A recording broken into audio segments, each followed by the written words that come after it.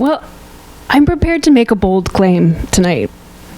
I think that you have reached a point in your career where you are no longer in need of an introduction. I think all of your books and awards and kudos are kind of represented by the name Dan Clowes. So to the extent that I'm authorized to make such claims tonight, I will make that claim. Being lazy. You could just go on Wikipedia.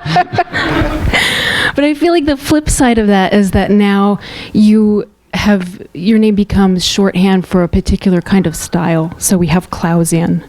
So for instance, Fantagraphics, in describing patients, has called it quintessentially Clowesian, and elsewhere I've seen unmistakably Clowesian. And I would be surprised if you yourself thought of your work in those terms. Yeah, I don't use that word a lot. You know, damn, that's Clowesian. Yeah. To me, it means many different things than to everybody else, I would guess.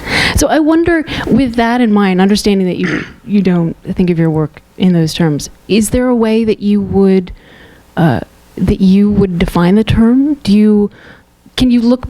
In looking back on all of your work, do you see patterns or overarching sort of ideas that you were aware of? I try not to, because I think that's really crippling. When after I sent out some copies of the book when I got them a few weeks ago, I sent one to my friend Adrian Tamina, and he wrote and he said, I noticed so many things in this book that like could only exist in your world. And he said, like, whenever you draw somebody eating a hot dog, they're always holding it with 2 fingers. like it's like that. And I was like, what are you, like, that's weird to say that. Like, I've never drawn that. And I started looking through all my old comics, and I've drawn it like 50 times. Every time somebody's eating a hot dog and I think, well, that's how I eat it. How does anybody else eat a hot dog? But it's that kind of little distinctive thing that's just, it's coming from the way I, live in the world that feels real to me. I try not to, to analyze that kind of thing, because now I'll never draw another guy eating a hot dog with 2 fingers, now that I know that. There did seem to be a number of things in this book that referenced or alluded to earlier works. Were you aware of that at all? I mean, one we talked about was the costume from Death Ray in one of the scenes. That I wasn't setting out to to reference my own works when I did that. It was, working on this for 5 years, I started to notice patterns and things, and I started to see like, oh yes, this character is similar to the character in the Death Ray in some way, and it felt like I needed to own that in a certain way. So when I was coloring the book, I used colors that kind of suggested that character, just to show that I was, that I was indeed creating these archetypes that I was using over and over again in some way. What was your ambition for this book? I don't have any real. My only ambitions are to keep myself interested every day. I have no boss. I have nobody saying like, get to work. You need. So every morning I have to be able to get up, go in my studio, look at what I'm working on, and go like, oh, I can't wait let's get to work. I can't wait to do that, because it's very easy to not do that. There's a lot of other stuff to do, and I've been involved in things where, it looks good to like, let's go to the bank, let's, go to the dry cleaner, maybe I'll get a little work in, and so I've found that, in order for me to be engaged, I have to come up with something that's engaging, that has elements that I know I will kind of keep coming back to, things that have stuck with me for a long time. So you said that the germ for this book was in a story, an unwritten story from 1995 that you had thought about putting in issue 16 of 8 Ball. What was that story about? Well, that was a problem. It wasn't about anything. I had back then, I was filling up pages of a comic book 8 Ball, and anything that popped into my head that had sort of a visceral feel to it, I would try to turn that into something. I would use that kind of spark of energy. And the only thing that I had really was the idea of a guy from the future who was sort of like a bull in a china shop kind of a character, like just a brute kind of marching through the modern world, destroying everything in his path. And I had nothing beyond that. And I really just wanted it to be kind of a little poetic glimpse into some crazy world that I was imagining. And I just didn't, I had no more than that, and I could never turn it into anything. But the character and the idea, the vague germ of an idea really stuck with me over the years. And it finally turned into something that I could do. You know, that's it. They grow in your brain or they disappear forever. Is there a particular reason it sort of came back to you 5 years ago and you were able to work on it? No, it just leaped out there. You know, I find like the stories I tend to work on are things that have been rattling around in my brain for years. You know, I try not to ever do anything that just pops into my head that day. You know, that's going to be great, because it's always not interesting in 2 or 3 weeks. But if you have things that stick with you, there's something about it. You know, it's like a dream you remember. You know, I remember dreams from when I was like 4 years old that really stuck with me because they obviously had some resonance that I keep going back to. And then, you know, I can't remember anything. I can't remember what I actually did last week at all. So it took you 5 years, and during that time you didn't show it to anyone. Is that typical for you, I mean, the way you work? Saying I didn't show it to anybody who like came into my room, like, there it is, you know, they would see it. You know, people saw stuff. But I didn't let anybody read it. And yeah, I don't, because there's no good response, you know. If they love it, then you're like, oh, I gotta, like, what is it about it they like? You know, maybe they like it for the wrong reasons, or reasons different from what I think are good. Now I'm thinking about that all the time. And if they say anything even slightly disparaging, I probably would never work again. You know, I'd just throw it away, because it's so hard to keep. You have to have your illusion of yourself. You know, it's almost like the feeling of, like, you know, looking at yourself in the mirror and squinting your eyes and going, like, I'm really handsome. You know, it's like that. You know, it's like, I'm going to go outside today. I look fine. It's that kind of a thing. I guess nobody else relates to that. How hard is it then, after 5 years, to just give it over and have it be published and have people read it for the first time? Well, it's weird. Well, I mean, it just, like, I did my first event like 2 nights ago, and that was the first time the masses are seeing it. Like, up till now, like 20 people have read it. So it's very weird. It's very weird. It's like sending your child to college or something, and like you'll never see them again. Like college in Nicaragua or something like that. They have no phones here. I can't talk to you for 2 years. It's very strange. Your books for the past several books, really since I think David Boring in 2000, have you've used different visual styles, but Patience, for all its time travel, is narratively speaking pretty straightforward. Yeah. Why the difference? What are you saying? See, I would have never let you read the book beforehand. What does she mean? Why after 15 years have you decided to, you know, tell a story in a consistent visual style? I mean, it actually isn't really. You know, it's, if you go through it, you can see there are different phases to the artwork. It's just more subtle. There are pages where it's all very heavy, solid blacks. There are other pages where it's using kind of crosshatchy lines and things. It just, the uniformity of the color, I think, makes it all look more cohesive. But I was trying to play with that same idea of using slightly different styles. You know, there's nothing overtly taking you out of the book. I didn't want people to go like, oh, all of a sudden the guy looks like Fred Flintstone. Why? You know, but or I guess George Jetson in this case. But it definitely has. It had enough shifts in style that I didn't feel that I was stuck in that particular rut, you know, that you can get in when you're drawing very strictly in the same style. Mm-hmm. It shifts with the time changes? Sometimes it does, and sometimes it's, you know, the point of view of the character and the sort of the mood of the story shifts.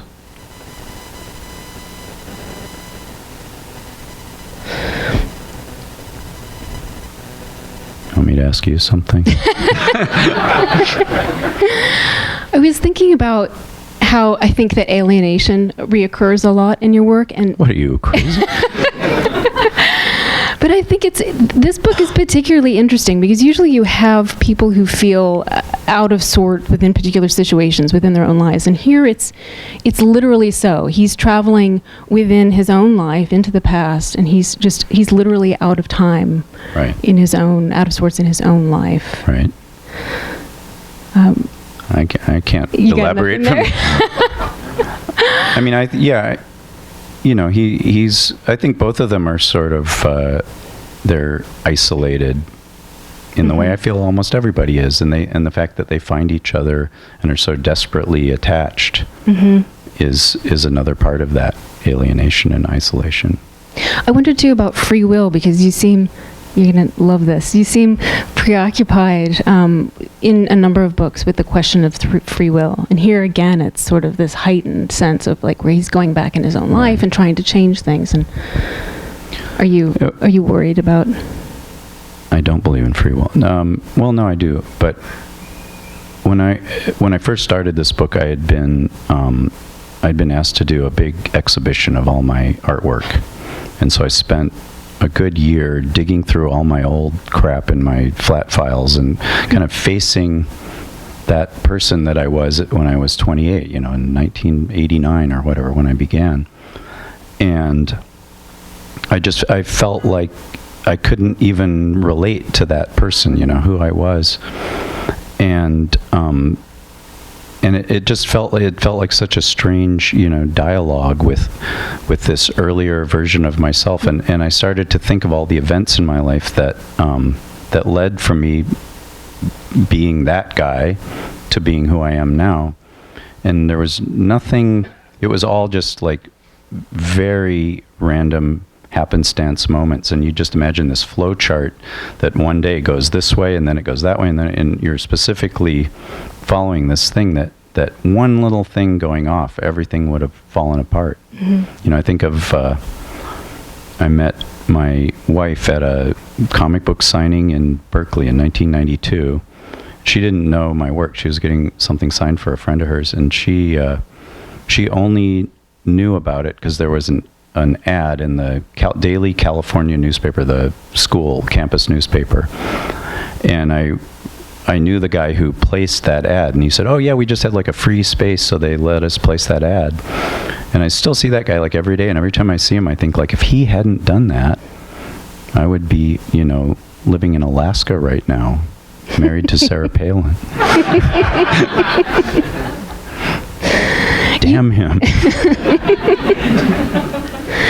You mentioned seeing, because I asked you whether you read a lot of science fiction because it recurs in your Right. work, and you said that you didn't, but that the visuals from the covers of science fiction novels as a kid had influenced you. Right. Do you remember what you had seen and sort of how that? There's one. I actually found a copy of this. There was an image when I was a kid that was it was a picture of an alien, and he had a headband on that had these metal eyelid things that would cover his eyelids. And I asked my brother, like, what's that all about? And my brother, I think, was lying, and he was like, in the story, a guy rips off his eyelids, and so he has to get these fake eyelids put on. And I was like, oh my God. And then later I asked my brother about that, when I was 20, and he was like, I have no idea what you're, of course he didn't remember that. And I told a bunch of friends, and finally somebody's like, is this it? And it was the most, visceral experience. It was like, meeting your adoptive father for the first time or something. It was like, oh my God, that existed. And it was those kind of images were just rampant in those old science fiction digests and comics and things like that.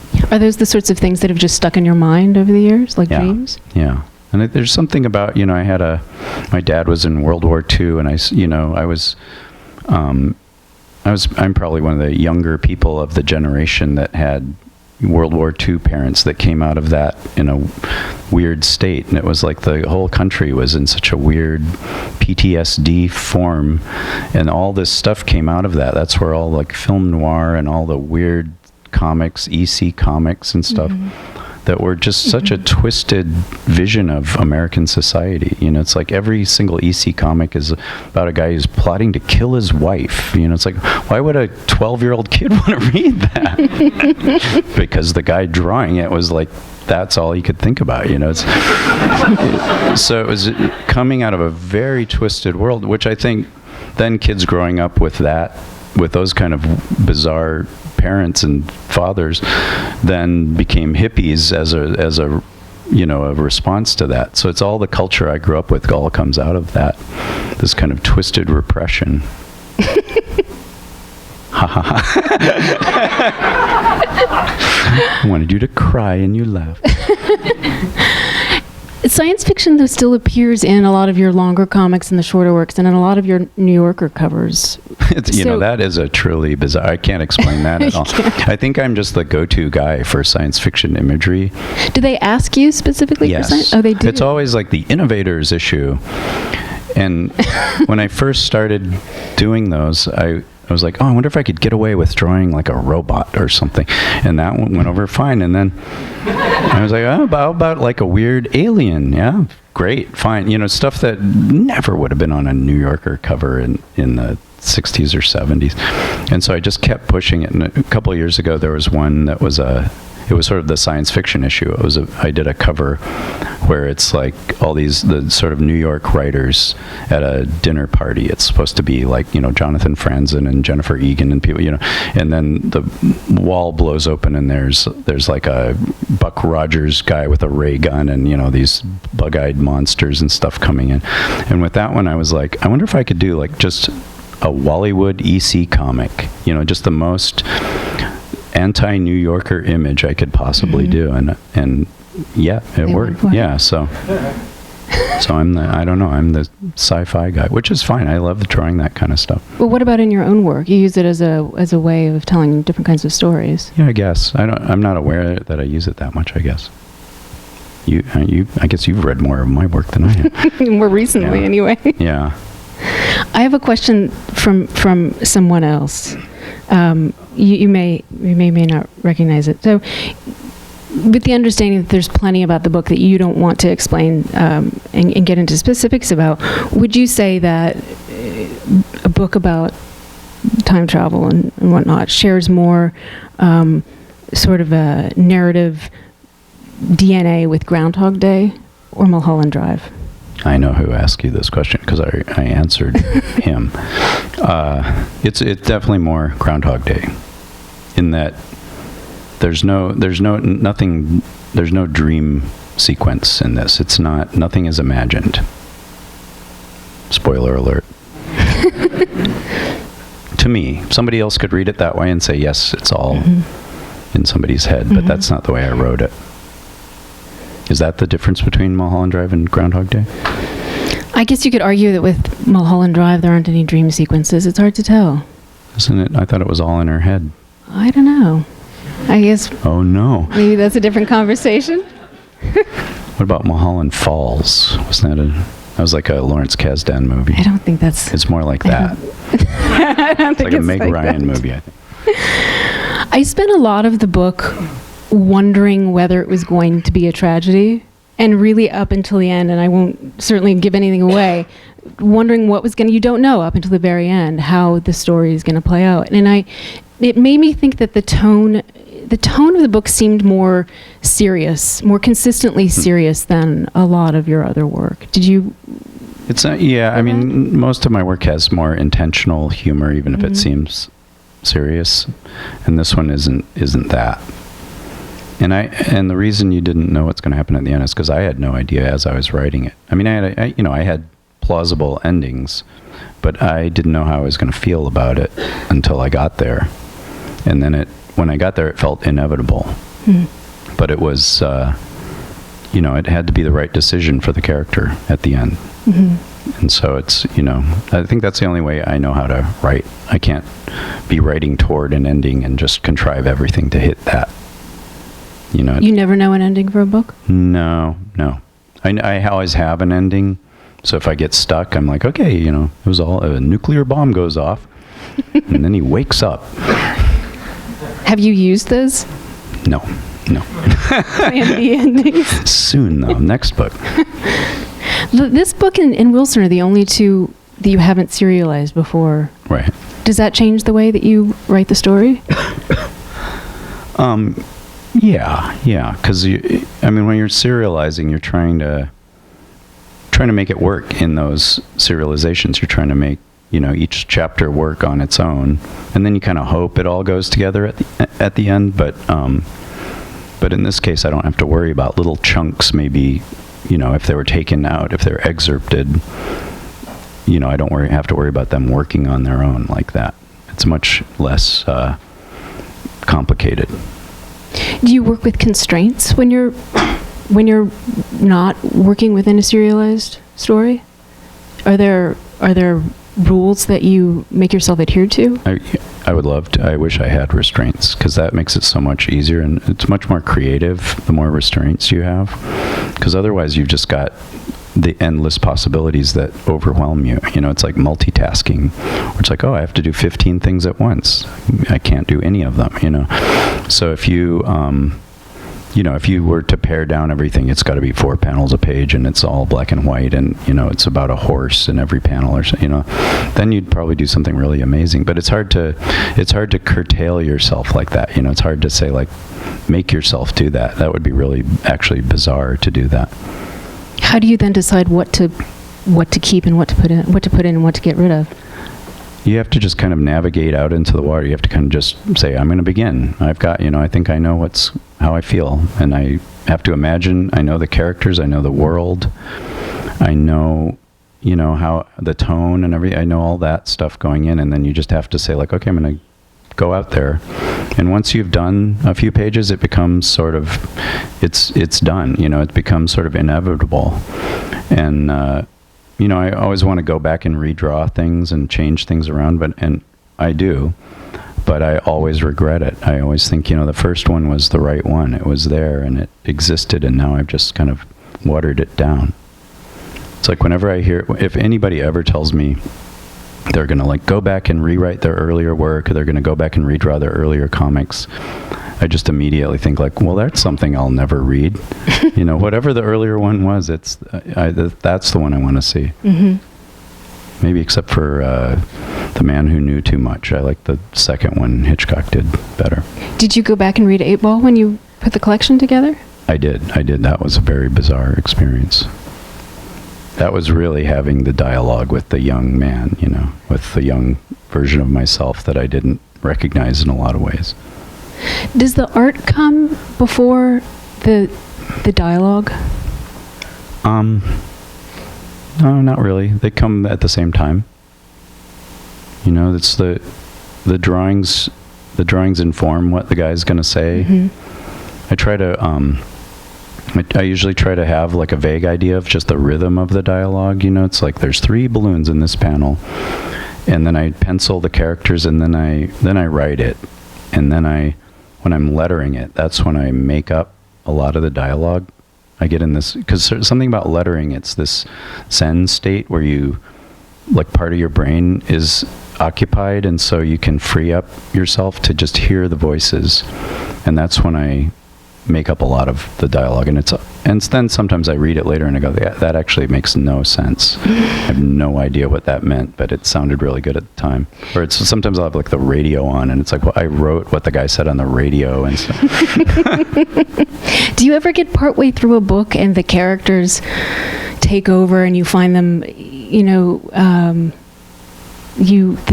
they're sort of telling the story for themselves? I find a little bit. I try to beat them back onto the path a little bit, but yeah. If they really are doing that, you have to kind of let them go off. How does that work exactly? I never understood how that.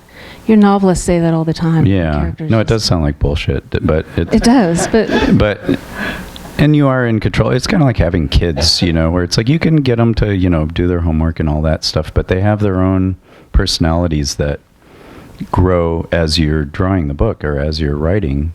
The more, the more knowledge you accrue about them, the more they become specific, and, then the things they do earlier in the story don't seem quite like them. You might have to go back and tweak things, but like with Ghost World, like those characters really came alive, and I was lucky I didn't really have a set outline for that whole book. I just sort of knew the beats of each chapter, so they could kind of go off and do things on their own a little bit. Did that happen with this book, where you had an outline for the whole thing? I did, yeah. This one I knew I had to get it all worked out. Because of the time travel? Yeah, time travel story is not easy. That's always the complaint, right? And I was 100% positive, since I didn't show it to anybody. I thought the very first person to read it would say, well, why didn't he just use the phone and do that? And, or some simple thing, and be like, oh, shit. But luckily, all my friends and family are really stupid, so they didn't figure it. I promise you, there will be somebody out there probably by tomorrow morning. There are all those claims that you find with time travel stories. Why didn't they just do this, or that you kind of just flat out quash those, and it was sort of nice. Yeah, my son is really good at like physics and understands science in a way. I have no brain for science at all, and he really can. Like, when like the Higgs boson was discovered, I said, like, read an article and tell me what it is. And he could do it. He could really like explain it really carefully. And so he has all these theories about time travel. Mm-hmm. He's 11, so they're somewhat they're especially fantastic. Fantastic. But he, he really is one of those like who believes like two people, the same people can't exist in the same time continuum, and he has all these reasons in quantum physics that make sense to him. And I thought, like, I'm glad this book has a lot of swearing in it, because you can't read it for 5 more years, because he'll be rolling his eyes. He'll be like, oh my God. It does seem complicated, but it's you simplify in a way that those questions don't seem to come up. It's sort of a relief. The 5-year process, to just slowly find little elegant solutions.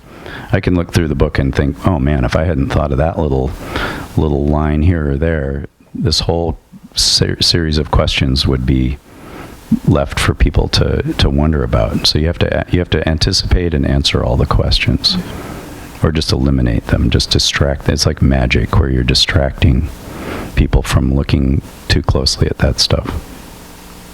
There's a quote in The Death Ray that I really love, and it's, how the hell does one man stand a chance against 4 billion assholes?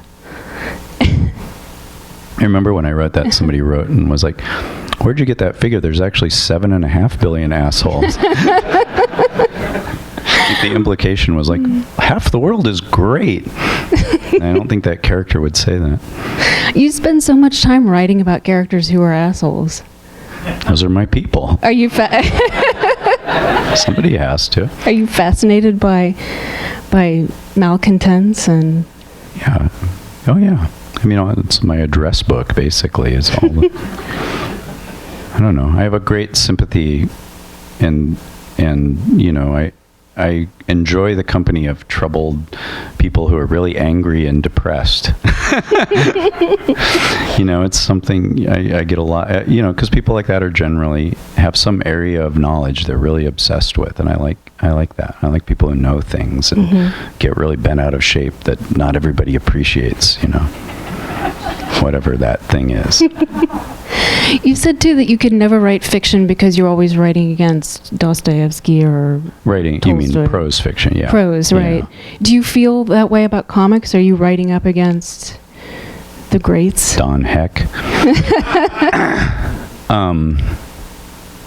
Definitely feels like it's a better competition than going against Tolstoy, but yeah, there's something about writing prose. It just feels like there's so many people who do it so well. I would just feel like, oh, I'm just doing another guy doing this, and it wouldn't. I don't know. I wouldn't. And also, I don't like the idea of describing things, because there's something about, it's in a novel you would say, a guy entered a room there was blue wallpaper and he sat in a red chair or something like that, but you wouldn't go into more detail than that. It would be distracting unless you were Robbe-Grillet or one of those guys who described every little thing. Mm-hmm.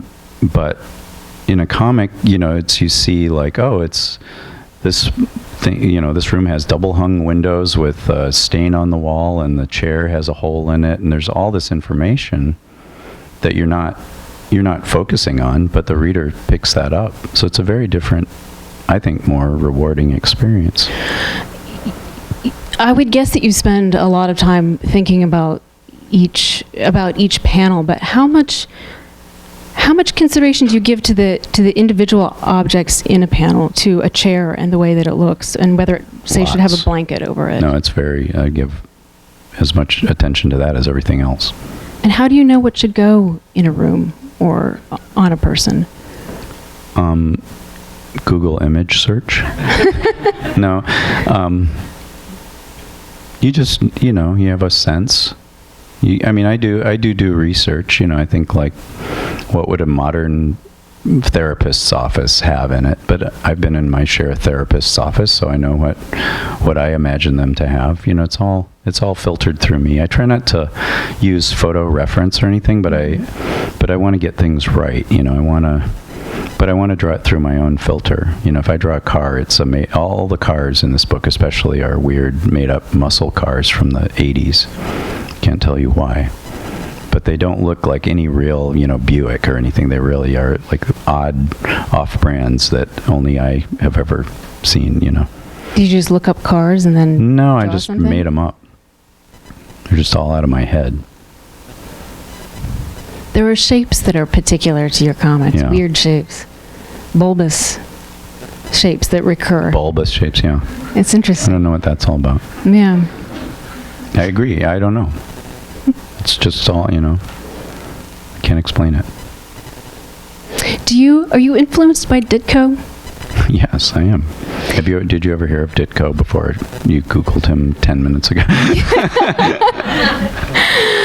Does the Paris Review cover Ditko? The Paris Review doesn't cover Ditko. No, that's the mistake with the Paris Review. There's a lot of... I feel like this is a Doctor Strange type of Ditko book. What's weird to think is, what are we on 14th Street? That right now Steve Ditko is like 28 blocks away, alive, sitting in a room. Isn't that weird? It's probably not weird to you, but it's very weird to me. Like, I could go, knock on his door. Well, maybe we should take getting just please stop. Should we take some questions from the audience? Sure. If you want to raise your hand, I will do my level best to try and bring you a microphone. You can probably hear everybody. You definitely hear. You have to explain your jackets. These are Vancouver Canucks. So Canucks, okay. Sorry to all the New York Rangers people. And can we go and see Steve Ditko now?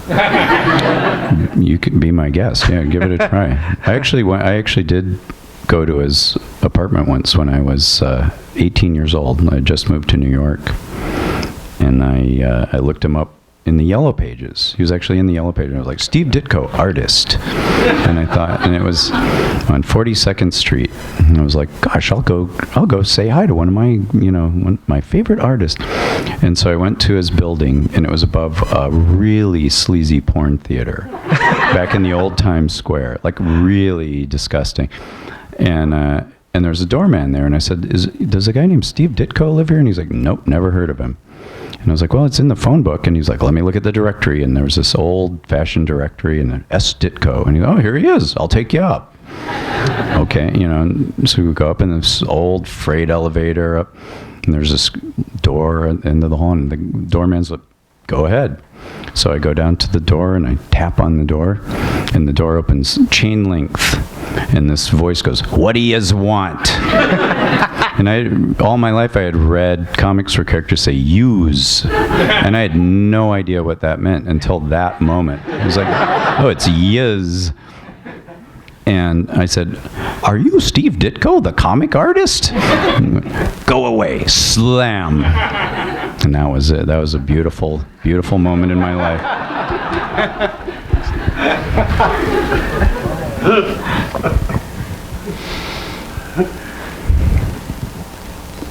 Other questions? Oh, come on. All right. This guy. Oh, here. Yeah. Sorry. You're next. So, you kind of talked about the limitations of writing fiction, of that you have to you're beholden to describing the room in a sense. Do you not feel a certain sort of suffocation or obligation when you talk about the details and drawing a panel and articulating a room through art in the same way? It seems the requirement seems similar, just that maybe I'm just much more comfortable drawing a room than typing. To me, writing isn't fun. Even writing the comics it's just a means to an end, so I can finally get, like, I have my studio set up, so I have like my writing desk and my drawing board, and I'm always trying to like scoot my chair to the drawing board away from the writing desk. And if I could do it really fast in some way, I would. It's it takes a long time to do it, but I don't enjoy it. I don't envy writers somehow. Because somehow with drawing, every morning I wake up and it's like, oh, there's the stack of paper is getting higher, and I feel like I've created like this physical object. And whenever I'm writing something, it's just like, man, what did I do yesterday? I didn't do anything, just on a computer. I guess I could print it out. Did I just talk you out of becoming a writer? Okay. I hate writing. So. Oh, thank you. Okay. Whew. Just shout.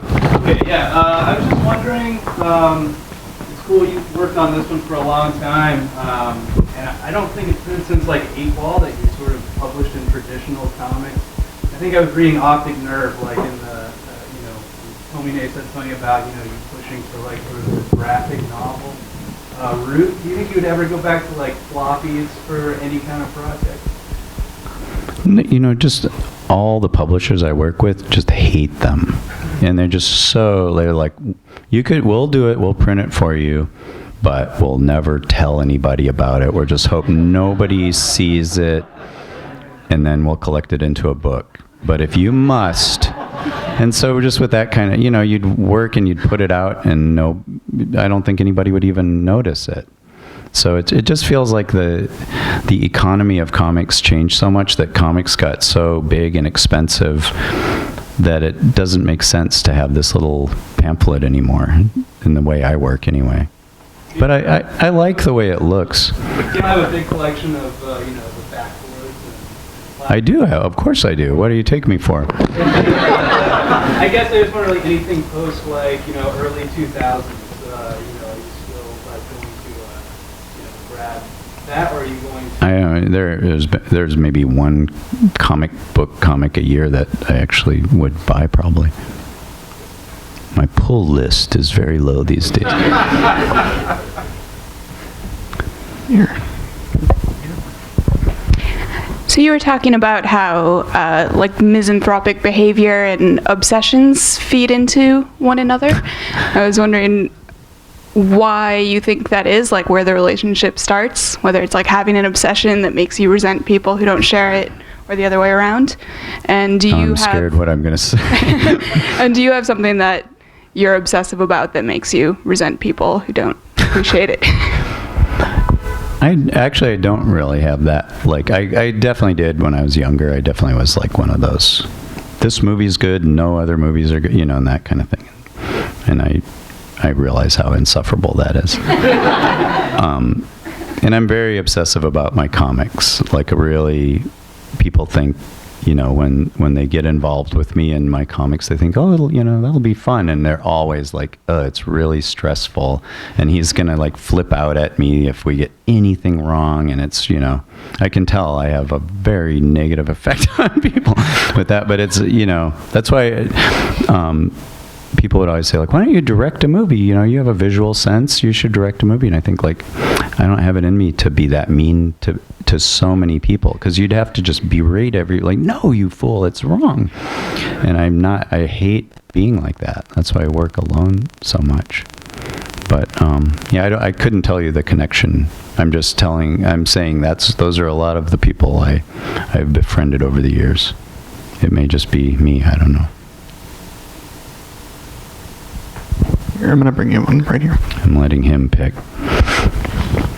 Hi, Hey. So I guess when it comes to a lot of your characters, I find that there's kind of a big sense of like self-deprecation in it sometimes, and more specifically, sometimes there's references to yourself, I guess. And so I was wondering kind of, do you find it fun to kind of write yourself into your own, I guess, comics and then sort of make fun of yourself? Sure. Yeah. I mean, I find the only way I know how to write is to create a character that is always, I hope, different from who I am, and then try to imagine what it's like to be them. And because of that, there's certain characters I would never attempt to write because there's certain things I can't imagine at all. So, but I have to write sort of from within them, imagining that through my own filter. So it's, it's always, every character's some, variation of myself in some way. But I actually don't find my characters to be that self-deprecating. I always think they're sort of cluelessly marching through the world without any knowledge that they're bugging people.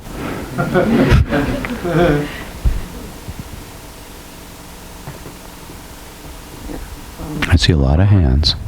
I was just going to ask, is this going to be turned into like a big stock at different stuff, or stay in the ultimate form? That's not something I ever think about when I'm working on it, because you'd make so many little changes. I'd make the guy look like George Clooney or whatever. That'd be the easiest way to get a movie optioned, is to have a character that looks a lot like a specific actor, because that actor, somebody would get it to the actor and he'd be like, gotta make this. Like I always think about when Ed Harris decided he wanted to make the Jackson Pollock movie. It's just because you are the one guy who looks like Jackson Pollock. But no, I don't know. We'll see. Nobody's even seen it yet, so who knows. I like the idea of Ridley Scott, though. That's a good one. Besides Steve Ditko, are there other comic book artists who were influential on your drawing style? Oh, everybody's influential in the drawing style. Are there specifics you could talk about? Or? Well, I will say in this book, there's an artist I was looking at a lot, this guy named Bob Powell, who was a sort of a second-tier 40s, 50s, maybe a little in the 60s artist. And he did all these grotesque sort of horror comics, science fiction comics, where almost every one of them was about like a creepy homunculus mad scientist who has a beautiful assistant that he's trying to win over by creating like a huge blob of flesh that will destroy the city. And they're filled with such a potent kind of sexual imagery almost that's hard. You can't even put it, and I guarantee he had no idea. He was just like, gotta fill the pages, And studying those, and he had a very kind of a psychedelic quality where you felt like he knew what it looked like behind the scenes of reality, which was what I was trying to capture a lot in this book, where you sort of see past the edges of what we all perceive as reality to something much more protean, and so that he was a big influence on this one. If you want to just shout it out. Okay. He can shout. I'd love to hear your take on the whole Shia LaBeouf thing from your point. Shia LaBeouf. I don't know what to say. What to say? I didn't want it to be that when you Google my name, it comes up Dan Clowes, Shia LaBeouf, and I'll be stuck with that forever. There's no animosity, no rancor. Oh, I love the guy. No, I have a lot of animosity. To me, it's like, I was like the one guy who I have like a Hollywood lawyer. I was able to like deal with it and take him to court and all that stuff. But if he did that to any other cartoonist who didn't have that kind of apparatus behind them, his lawyers would have just crushed them. Just made it impossible. So it sort of made you realize like any guy like that could just do whatever he wants, just steal whatever he wants, pay some lawyers to get him out of it. I don't forgive that. I don't think that's okay. But he is a great performance artist. I will give him that. All right, we got time for maybe one or two more. Do you ever ask your kid, sort of what he thinks of your stories? I mean, I know he's 11, but... He's never read a word of anything? He sees the Christmas card every year, and that's it. He looks over my shoulder sometimes. He's very he's like the rare 11-year-old who's not really into like trying to swear and stuff. He gets really embarrassed by it. And I think it may be because he sees it in Daddy's comics. So I can tell he has zero interest in going into that. And hopefully never will. Yeah. I always have whenever I get like a new book or like some original art or something, I always just have this vision of him in 30 years throwing it into a dumpster.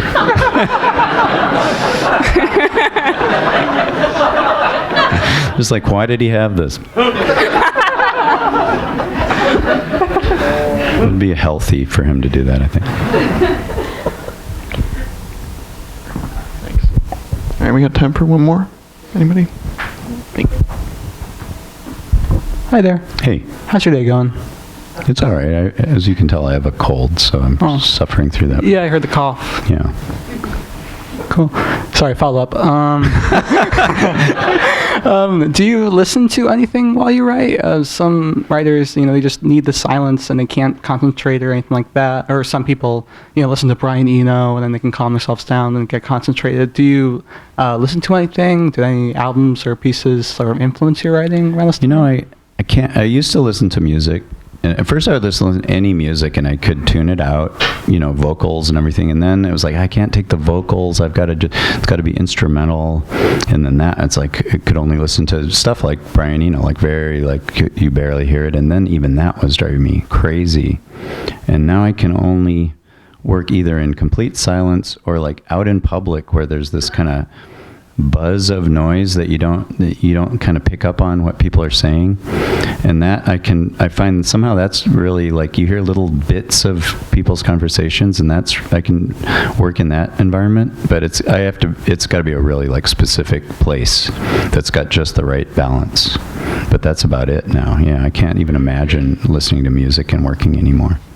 That's a young man's game. Well, that's all we have time for at the moment, but I want to thank both of you so much for everything.